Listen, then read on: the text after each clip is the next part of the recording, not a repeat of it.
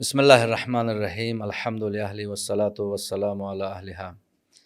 ناظرین محترم، حدیث شناسی میں کتاب توحید آج جو موضوع ہے وہ ہے باب الکون والمکان۔ استاد محترم، اس میں پہلی حدیث ہے کہ نافع نے امام باقر علیہ الصلاۃ والسلام سے سوال کیا کہ متى لم یکن، اس نے سوال کیا امام علیہ الصلاۃ والسلام سے اخبرنی عن اللہ متى کان، کہ امام سے سوال کیا مجھے یہ بتائیں کہ خدا کب سے ہے۔ تو امام نے فرمایا فقال متى لم یکن حتی اخبرک متى کان، کہ تم مجھے پہلے یہ بتاؤ کب نہ تھا تاکہ میں تجھے یہ بتاؤں کہ خدا کب سے ہے۔ پھر فرمایا سبحان من لم یزل ولا یزال فردا صمدا لم یتخذ صاحبۃ ولا ولدا، کہ خدا کی صفات میں سے یہ ہے کہ وہ ذات جو ہمیشہ سے ہے، وہ اس نے ہمیشہ کے لیے رہنا ہے، وہ یکتا ہے، وہ بے نیاز ہے اور اس کے کوئی بیوی بچے نہیں ہیں۔ بسم اللہ الرحمن الرحیم۔ یہ جو ایک بنیادی سوال ہے، یعنی پہلے اصل میں کانسیپٹ یہ ہے کہ یہ بتائیں کہ وہ کب سے ہے، یعنی اس سے مراد ہے کہ ان کے ذہن کے اندر ایک کانسیپٹ، ایک مادی کیفیات کا اس چیز کے لیے جب تک وہ کانسیپٹ کلیئر نہیں کیا جائے گا وہ اس قسم کے سوالات کرتے رہیں گے۔ آج کل کے بھی جیسا آپ نے ذکر کیا کہ دور حاضر کے جو ملحدین ہیں یا دیگر جو حضرات ہیں جو توحید کے اوپر اعتراضات کرتے ہیں، خدا اللہ تبارک و تعالیٰ کی ذات جو ہے نا، اس کو عقلی طور پر تو درک کیا جا سکتا ہے، لیکن اس کی ماہیت کو کب سے ہے یعنی پھر اگلا سوال ہوگا کہ کب سے ہے تو اس کی کیفیت کیا ہے۔ وہ چیز جو ہے وہ چیز پاسبل نہیں ہے۔ صرف یہ خالق و مخلوق کے درمیان جو بنیادی فرق ہے یہ پانی، ہر مخلوق اپنے وجود کے لیے اپنے خالق کی محتاج ہے،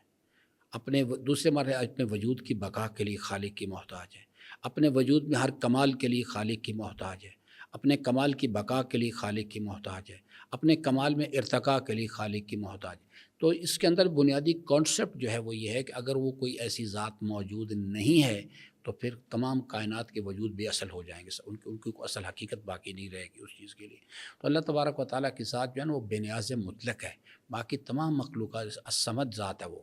اسی واسطے الصمد کے آگے تشریح اللہ نے بیان فرمائی کہ اللہ الصمد لم یلد ولم یولد، یہ اس لیے بیان کیا گیا کہ تاکہ الصمد سمجھ آ سکے، ولم یکن لہ کفوا احد، اس کی کوئی ہمشریک ہے، سب کے پاس وجود ہے لیکن وجود ذاتی نہیں ہے، کمال ہے، کمال ذاتی نہیں ہے سب کچھ، اور اس کی شان حی اور شان قیومیت کے نتیجے میں اپنے وجود کو برقرار رکھے ہوئے ہیں۔ تو یہ بنیادی کانسیپٹ جب تک سمجھ میں نہیں آئے گا، اور یہ چیز جو ہے کہ یعنی یہ پھر اگلا پرابلم پیدا ہوتا ہے کہ جو وہ کہتے ہیں نہیں اللہ، ہر چیز میں اللہ موجود ہے۔ اللہ تبارک و تعالیٰ کی ذات جو ہے نا ہر شے کے ساتھ ہے، لیکن اس کی میت اس طرح سے نہیں جیسے میری اور آپ کی ہے یا ہماری مادی کیفیات کے اندر ہے، وہ اپنے علم و قدرت کے ساتھ ہمارے ساتھ ہے، ہمارے اوپر نگران ہے۔ وَلَا تَعْمَلُونَ مِنْ عَمَلٍ إِلَّا كُنَّا عَلَيْكُمْ شَهُودًا إِذْ تُفِيضُونَ فِيهِ، جس پر وہ کائنات کی ہر چیز کے اوپر یعنی ساتھ بھی ہے، اس کی وجہ سے وجود کو برقرار رکھے ہوئے، ہمارے سارے امکانات اس نے دیے ہیں، اور جو موت بھی فنا کا نام نہیں، صرف اس نے جو یعنی ہمارے پاس جو امکانات ہیں ان پر جو اس نے اختیار ہمیں دیا ہے، یہ اختیار ہم سے واپس لے لیا جائے گا۔ اور پھر جو لوگ شاکرن کا راستہ جنہوں نے ان اختیار کو استعمال کیا شاکرن کے ذریعے سے، ان کو ایک انجام کے وہ اولئک علی ھدی من ربہم واولئک هم المفلحون، فلاح و کامیابی، اور وہ لوگ جو ہیں یعنی کفورہ کا راستہ اختیار کریں گے، ان عذابی لشدید کا انجام ان کا منتظر ہے۔ یہ ایک بنیادی کانسیپٹ ہے اس کو، اور یہ کسی کے بیان کرنے سے نہیں، جب تک کہ تو انسان، کیونکہ اگر میں مولانا صاحب کی گفتگو سنوں گا یا کسی امام علیہ السلام کی گفتگو سنوں گا اور اس کی بنیاد پہ، تو وہ پھر نظریہ ان کا ہے، میں نے تو صرف اس نظریے کو سن کے اس پہ یہ اعتقاد قائم کیا ہے۔ یہ بھی ایک ایمان کی ایک شکل ہوتی ہے اس چیز کے لیے، اور انسان اس کے نتیجے میں پھر آہستہ آہستہ آگے کی طرف ایولیوشن پروسیس میں سفر کر۔ لیکن اصل چیز ہے کہ خود یعنی فرمایا کہ میں نے اللہ کے فرامین پہ غور کیا، اللہ تعالیٰ کی معرفت کو حاصل کرنے کے لیے ان دو چیزوں سے بڑھ کر کسی شے کو مددگار نہیں پایا، ایک اللہ کی آیات میں غور و فکر کرنا،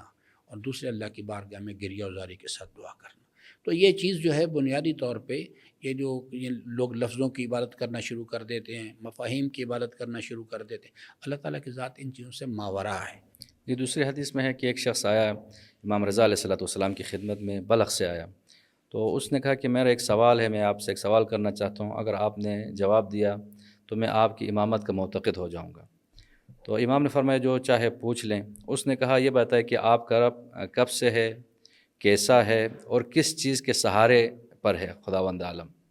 تو امام علیہ السلام نے فرمایا خدا نے ہر جگہ والے کو کوئی جگہ والا بنایا، اسی طرح خدا کے لیے خود کوئی جگہ جو ہے وہ نہیں ہے، وہ کیفیتوں کا پیدا کرنے والا ہے، وہ خود صاحب کیفیات نہیں ہے، یعنی اس کی کوئی اپنی کیفیت نہیں ہے۔ فرمایا خود صاحب کیفیت نہیں، اس کا اعتماد اپنی قدرت پر ہے، وہ کسی اور چیز کا محتاج نہیں ہے۔ یہ سن کر وہ شخص اٹھا اور حضرت کے سر کو بوسہ دیا اور کہا میں گواہی دیتا ہوں کہ اللہ کے سوا کوئی معبود نہیں اور محمد رسول اللہ ہے اور علی وسیع رسول اللہ ہے، اور رسول اللہ کے جس راہ کو خداوند اپنے رسول نے جو راہ قائم کیا تھا آپ بھی اسی راہ پر قائم ہیں اور آپ سچے امام ہیں۔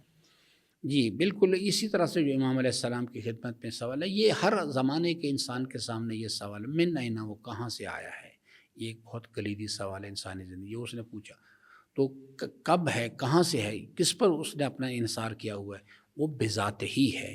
وہ الحی منبع حیات ذات ہے، باقی سب صاحب حیات ہیں۔ اس نے اپنی شان حی کے نتیجے میں تمام مخلوقات کو وجود بخشا ہے، وہ القیوم ذات ہے، یعنی قائم بذات ہی ہے، اور اس کی شان قیومیت کے نتیجے میں تمام مخلوقات اپنے وجود کو برقرار رکھے ہوئے۔ جو حضرت نے فرمایا کہ اگر اللہ تبارک و تعالیٰ اپنے لطف و عنایت کی نظر ایک لحظے کے لیے بھی یہ کائنات و ما فیہا اس سے ہٹا لے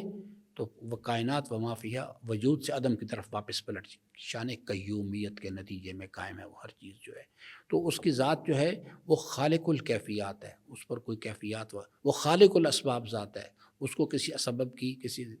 وسیلے کی احتیاج اس کو نہیں ہے۔ اور جو سب سے عالی شان حضرت کا فریاد کا جملہ ہے، فرماتے ہیں میرے مالک میں ضرورت مند تھا، میں عاجز تھا، میں نے تیری بارگاہ میں اپنا سوال پیش کیا، میں نے اپنے اجداد کو، مولا امیر المومنین کو، امام حسین علیہ السلام کو اپنا سفارش کرنے والا بنایا، لیکن تیری بارگاہ میں اقرار کرتا ہوں ہوگا وہی جو تو چاہے گا، جو تو نہ چاہے وہ نہیں ہو سکتا۔ یہ کائنات کی اس پورے نظام کا خلاصہ ہے۔ تو ناظرین محترم، اصول کافی باب توحید کی یہ احادیث خداوند عالم کی معرفت حاصل کرنے کے لیے انتہائی اہم احادیث ہیں۔ خداوند عالم ہم سب کو قرآن و اہل بیت کی تعلیمات کو سمجھنے، عملی زندگی میں ان تعلیمات پہ عمل پیرا ہونے کی توفیق۔